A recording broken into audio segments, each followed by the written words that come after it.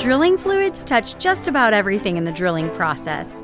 We're here to deconstruct the drilling process and drilling fluid concepts to provide a deeper understanding of our industry. In each episode, we'll share information, talk to interesting people, and maybe share a few stories along the way. Welcome to the Flowline, a production of AES Drilling Fluids, brought to you by Matt Offenbacher and Justin Gauthier. Hey, what's up, everybody? Welcome back to another episode of the Flowline here with Matt Offenbacher, as always. And we're kind of midway through a rainy week here in Houston, Texas, but the show must go on. And Matt, you know, I was going to ask you about the Astros, but why? I'm happy. Why? I'm happy to tell you that I was at an Astros game this weekend. Yes. And myself and my two kids stayed for the entirety of the 12 innings. So you got to go to the game that, I mean, it was horrible baseball, but at least they won. I thought it was pretty decent baseball. I guess it depends how you define horrible. Yeah. I would say entertaining to a degree. I mean, seeing Altuve hit that home run after not swinging at the third pitch and just duffing a few before he hit the home run. That was fun because my son knows the main players, right? Yeah. I think we've gone through this already because he plays PlayStation, the MLB show. And so, when Altuve comes up and a lot of folks he remembers playing, then he gets fired up, which he's absolutely still extremely upset that Alvarez is not playing. Yes, and so soon though, he looms. So I had to explain that to him because he didn't quite understand. Because in his sort of athletic journey, I've always told him to just tough it out, right? And so he's on the way to the game. He asked about Yordan Alvarez, and of course, I'm like, he's still hurt. He's like, why doesn't he just tough it out, Dad? I'm like, well, it's a bit bigger than that. And so I was explaining the fractured hand, I think is what it was, or something going on there. Yeah. And he just couldn't believe that someone at that caliber wasn't able to just tough it out. He's like, well, that's what you tell me. And I'm like, yeah, but... And so I had to kind of go through that and explain it to him. But nonetheless, it was an exciting game. But that's really the only game that I paid attention to over the last couple of months. So anyway, what's the dealio?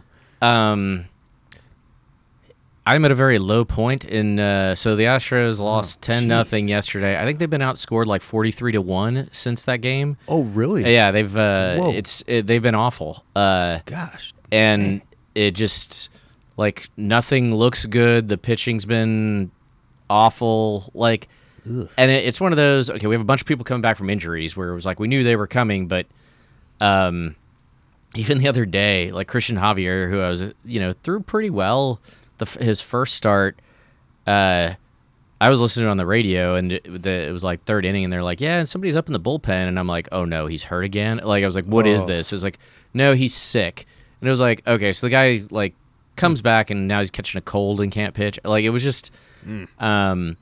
So I'm really hoping that this is the worst of the worst, but it is difficult to watch right now. Okay.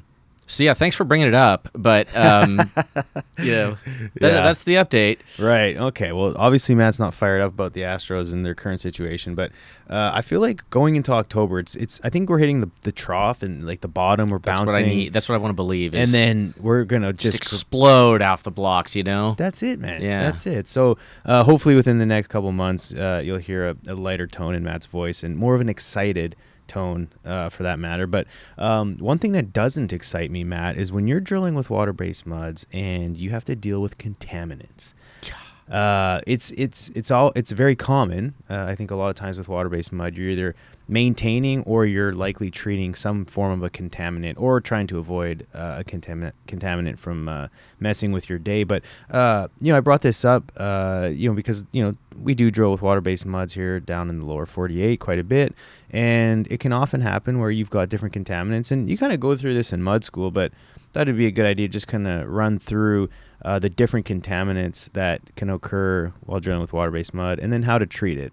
Just kind of a refresher, if you will. Yeah, I thought it was a good kind of nuts and bolts topic. I think we'll break it up into a double header. Yeah. And today, I think we'll start with acid gases. Okay. And I think it's just because, there's all the usual suspects, but acid gases can, they sort of break it's a good good point of departure, I guess. And Okay. so I thought we could start there and kind of break some of that down without going too in depth. And granted, we have other episodes that cover this stuff. So Yeah. if you want to learn more, go there. There's some other good reference literature out there, but we just thought we'd cover some of the basics. Yeah, and I think keeping it kind of like rig level, like, operations, like if this has, you're seeing this, here's what you should notice, and then here's typically how you would treat it without getting too in the weeds, kind of like you alluded to. So anyway, let's start with that. And acid gases, Matt, let's first describe what is an acid gas. Well, so the two most common gases that you would encounter while you're drilling, and the sources can be downhole. They can be, sometimes you can have some of these issues at surface. It could be thermal degradation of products sometimes, but the two that we focus on with drilling fluids is CO2, which could come in forms of carbonate or bicarbonate, and then H2S, and so pretty serious, and they're in their native pH, very acidic, corrosive. There's ways they affect fluid properties, and with H2S, there's also serious, safety considerations.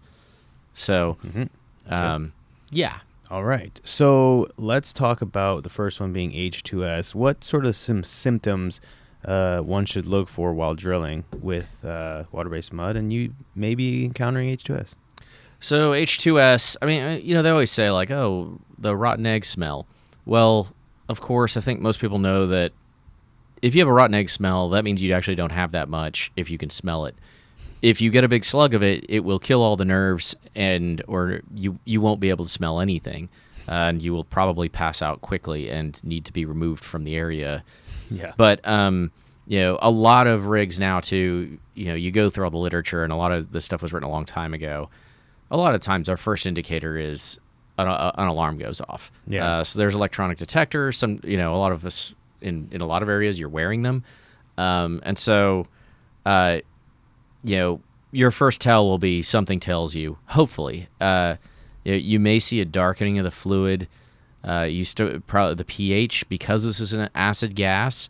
That H plus, we've talked about alkalinities. That's the proton. Lowers the pH. You may see some, viscosity and some increased fluid loss.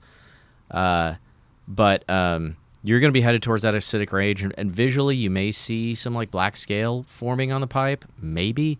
Mm-hmm. The thing is, you've got to have a lot of it, and I don't think we really let it get that far if we're there's enough eyes on this and enough detection methods that it doesn't require that kind of heavy lifting to get there. Yeah. You're not going to be drilling for days with H2S at a certain level that's going to have this occur. And so to your point, like technology's advanced from back in the day to where the alarms typically can sense a small amount, right? And then you can start treating it before it's like, everyone mask up, and you're on the floor tripping pipe with masks on. That typically doesn't happen anymore. No, and even I would say like a lot of places, they still require an H2S plan. You go on the rig, you see that windsock, and they say, look, go upwind of this stuff if you set off the alarms. But for the most part, when we talk about treating the fluid, if it's high enough, they just get everybody off the rig and they bring in another crew to take care of everything. Because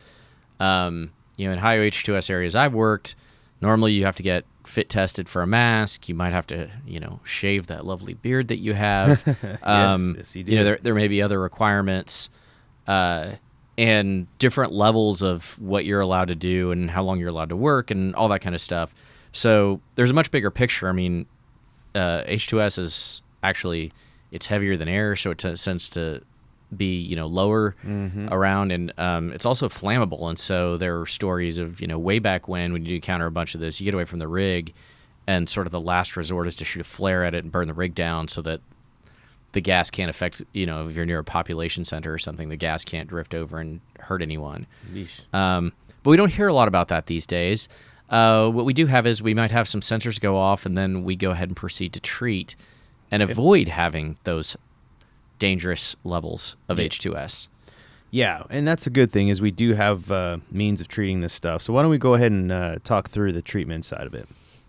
Yes. So recently on an episode, we had talked about H2S and basically how raising pH, when we talked, I think we were talking about alkalinities in general, But you start raising your pH, and you're taking away hydrogens, So you go from acidic to basic, and you get those OHs, and you go from H2S, and you lose ions, it goes HS, so I lost one of them. And then eventually you get all the way over to the right, and you end up with HS minus, or you end up with S minus, sorry.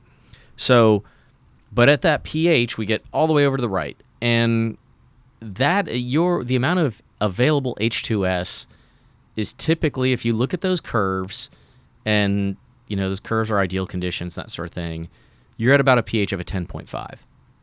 So most best practices are going to say raise the pH to 11, maybe 11.5, understanding that pH is a logarithmic scale, which means you're, an order of magnitude, between 10 and 11 is an order of magnitude of those OH and species. And so getting that pH up is one of your first sort of best practices because the H2S is unavailable. That doesn't mean this isn't a reversible thing, though. So then we want to go ahead and we want to treat. And in fact, just we'll just keep the pH high. Well, you might not pick up on the H2S, and then the pH drops. You've got a bunch of possible H2S that you were sort of dancing with. What you want to do is scavenge it. Right. You want to put it in some sort of irreversible state. So, a very common one is zinc oxide. You can use zinc carbonate. These have different reaction times and that sort of thing. If you're expecting it, you can actually pre-treat with some of this stuff. And I think the other part of it is, where is this coming from, right? So if it's coming from the formation, like maybe you want to wait up. Maybe we don't want to take constant influxes of gas. Right. But the other thing is, sometimes I've seen H2S detectors, I don't know if you've seen this, where it comes from like water-based mud breaking down, like bugs getting to it. Or you go to re-enter a well and the bugs have made H2S, anaerobic bacteria has made H2S. Yeah. I've heard of that. I've not been on a rig with that happening, but it's very possible. Yeah, so you want to kill them bugs. Yep. And so, those are things where, it's almost kind of like, it's like treating foaming. We've talked about that, where it's like, okay, you can add defoamer, but like, why do you have foam? What's your mud chemistry? What did you put in it? Is the hopper open? Like, treat it, but figure out the symptoms. Right. And H2S is very much, okay, let's treat it. Let's minimize the risk, but let's also make sure that we've addressed the root cause. And I guess the only other thing with scavengers, so triazine is a liquid scavenger we use a lot out in the Permian. Zinc oxide is, for large amounts, but it's, a solid material. And, zinc has some limitations in certain areas where you might not want to use zinc. And too much zinc can affect mud properties and that sort of thing. So you got to keep an eye. You can't go crazy with some of this stuff. Right. Although the one thing I think we all have to be honest with ourselves with taking H2S seriously, everybody's going to sandbag, right? Like if it says I can scavenge 1,100 parts per million or whatever it is with like a pound per barrel, you're going to be like, okay, well then let's do 2 pounds. Yeah. It doesn't matter what I'm picking up. And so the problem is if everybody sandbags on top of sandbags, that's where you may risk overdoing it. Yep. So proceed with caution. Yep. But also understand that you don't want to be too cautious when it comes to something like this. Gotcha. I can deal with screwed up mud properties. I can't deal with H2S. Right. So let's talk about the other acid gas, which is the CO2. Yeah, CO2. So this is the one that, like, when I was trying to outline this episode, really got me because there is so many what ifs and so many like nuances to it. Yeah. And the challenge is that we've got CO2, and if we're moving down our ionic species, we start with carbonic acid, right? And then we move to bicarbonate, and then we move to carbonate. But you bring in the CO2, and if you don't know whether you're in that bicarbonate or carbonate region, you might actually make it worse by picking the wrong treatment or not treating correctly. And not only that, but a bunch of this stuff can you can make things worse if you're on the wrong track. Yeah. But what you will probably see is elevated gels, and we have another episode where we talk about the relationship of alkalinities. So I'm not going to get into that necessarily here, but you can draw the distinction between the how much carbonate, how much bicarbonate from your ionic species you have, just based off of your PM, your PF, your MF, and your relationship with your pH. And in essence, what you're trying to do is determine the buffering capacity. So if you're bringing in CO2, like you can use a scavenger as an option. They're just not cheap, right? Okay. And so the nice thing about that is I'm tying up the CO2. I don't have to, deal with this stuff as much. But the other thing on the treatment side, especially if we have bicarbonate, the big question I want to ask is, what are you doing with your soda ash? Because we have most of the bicarbonate issues we see, and we see a ton of CO2 in a lot of areas we work, but we see a lot of self-induced bicarbonate issues by just adding soda ash because I don't want to add caustic, right? It's easier. I don't have to use the barrel. Don't have to added PPE. Yeah. And so we're trying to mess with our pH, and what we end up doing is creating a bicarbonate problem that didn't come from downhole. It came from adding too much at surface. Right. So, if you start seeing some of these wonky things, or like your lubricant that doesn't normally cheese starts having some issues, those kinds of things, circle back to this. Okay. But the very broad, obtuse other options for treatment depends on where you are in your pH. Because what we want to do is we want to precipitate calcium carbonate to get rid of this species of carbonate or bicarbonate. So, like, if my pH is below about 10.3, I can add lime, which is CaOH2. Yeah. So I'm giving it calcium to make that calcium carbonate, and I'm giving it those OHs to raise the pH. If I want to stay between 10.3 and 11.3, like I want to keep my pH constant, where I'm at here is I use lime for calcium, but I can also use gyp. So lime's going to raise the pH, and gyp is going to lower it. So if we keep those guys we can run that lane between 10.3 and 11.3 doing that. And then I can form my calcium carbonate. If I've got, a pH of, 11.3 or higher, then I don't want to raise my pH anymore. And I can add gyp, and, calcium's already not very soluble, but I can lower my pH. I can precipitate calcium sulfate, and hopefully, or not, I can precipitate calcium carbonate with lower pH and hopefully get out of trouble there. Gotcha. But all of that is a very general. It gets even worse, guys. I mean, you have to think your way through what else is happening with your mud properties. Yeah. Are you using a polymeric system? Are you using a dispersed system? Those things are all going to come into play as to how your mud responds and how you want to deal with it. Yeah. So that's just for illustrative purposes only, because we don't have, and I don't think, honestly, in an audio-based format, or even the video, for those of us joining along on YouTube, hello, I think that it would be very difficult to get into all of the ins and outs of this. Yeah. Please, go ahead. No, I just was going to reiterate that. Like, when you're drilling with a well, especially with water-based mud, there's so many different things, and there's so many different formations, and there's a lot of factors, right, that you need to consider when making a treatment plan. If you have, especially with CO2, bicarbonate, carbonate contamination, because when it comes to alkalinities, a lot of folks think they have a good grasp of it, but it can get kind of murky, and there's a lot of different, like, folks have strong opinions on how to approach certain things versus other people. And so I would just, if you have a water-based mud program and you're in an area that you're susceptible to some of this stuff, really talk it through with either the account manager or the engineering manager, and have a good plan in place. And maybe you have to brush off the old mud school manual to get sort of yourself more familiar with how to break down what's actually happening downhole, and then with what's happening with your mud. Because if you only look at pH, then you might treat it not realizing that the rest of your alkalinities are getting jacked up. And so, but I think the point of the episode is just to bring up the idea that it is complex. You need to do your homework.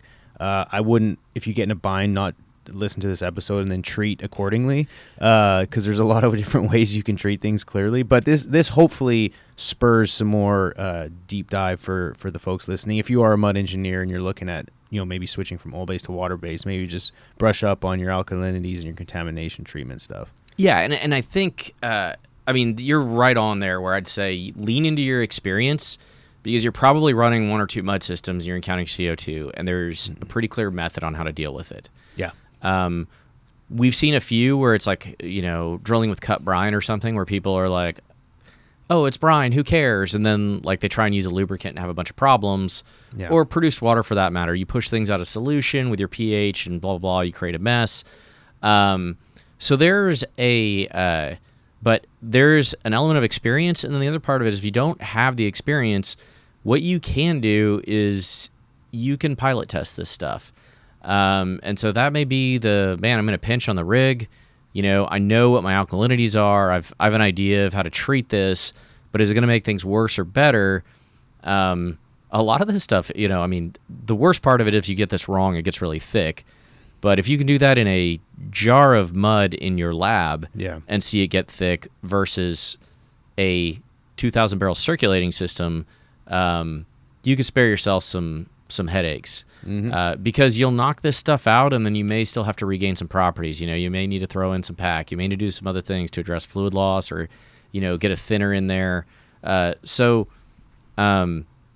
Anyways, there's a lot of baggage with carbonates and bicarbonates, but I think a lot of it is not as overwhelming when you get to the area you're operating in with the mud system you're going to use. Yeah. So that's a good point. And with that said, folks, tune in to the next episode where we'll run through a few other contaminants for round 2. With that being said, please connect with us. If you have any questions on the show from today, reach out to us on LinkedIn, or you can hit us up at the Flowline podcast at aesfoods.com. Make sure to connect with the AES Foods page on LinkedIn and check out the YouTube channel. We got a bunch of great stuff out there as well. All right, round 2 coming up. Till then, bye. Take care. Thanks for listening. Please tune in next week for another exciting episode of The Flowline. And remember, may your returns always be full and your trips always smooth. Views expressed in this program belong to participants and not their employees.